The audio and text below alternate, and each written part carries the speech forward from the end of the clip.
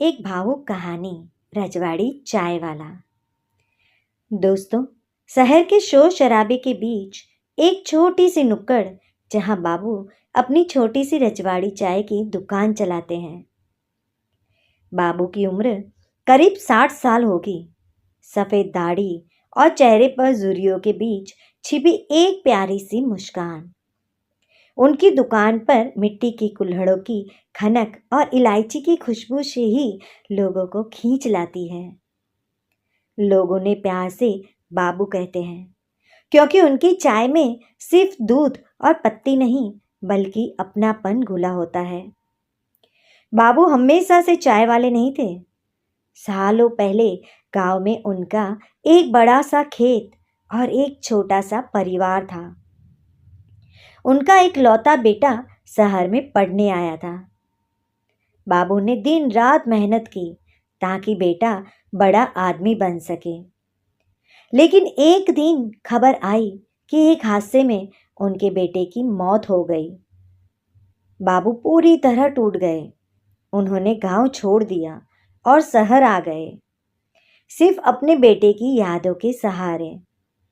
बाबू ने यहां दुकान इसलिए नहीं खोली कि उन्हें बहुत पैसा कमाना था। वो कहते थे, मेरा बेटा कहता था कि पिताजी, आपके हाथ की चाय पीकर सारी थकान मिट जाती है। बस उसी की याद में उन्होंने यह चाय बनाना शुरू किया। आज शहर का हर वो बच्चा जो थका हारा उनकी दुकान पर आता है, उन्हें अपने बेटे जैसा ही लगता है।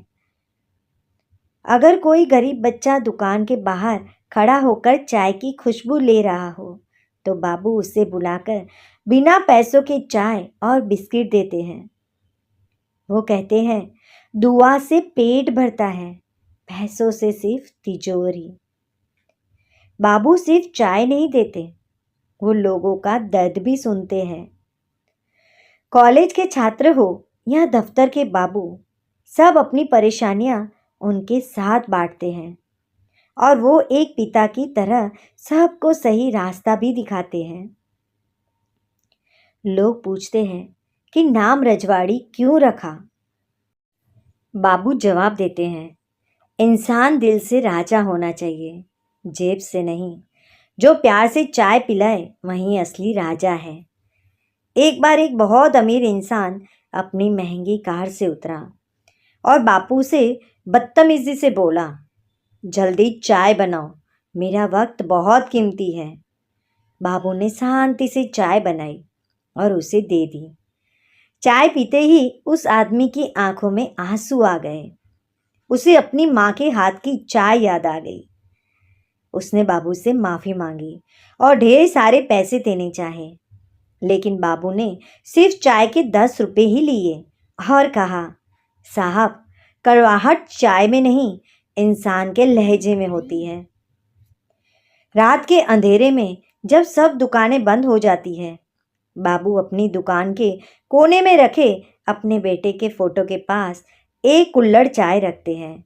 उनकी आंखों में नमी होती है, पर दिल में सुकून कि आज फिर उन्होंने किसी की थकान मिटाई, किसी के चेहरे पर मुस्कान लाई है। तो दोस्तों, इस कहानी से हमें एक प्यारी सी सीख मिलती है।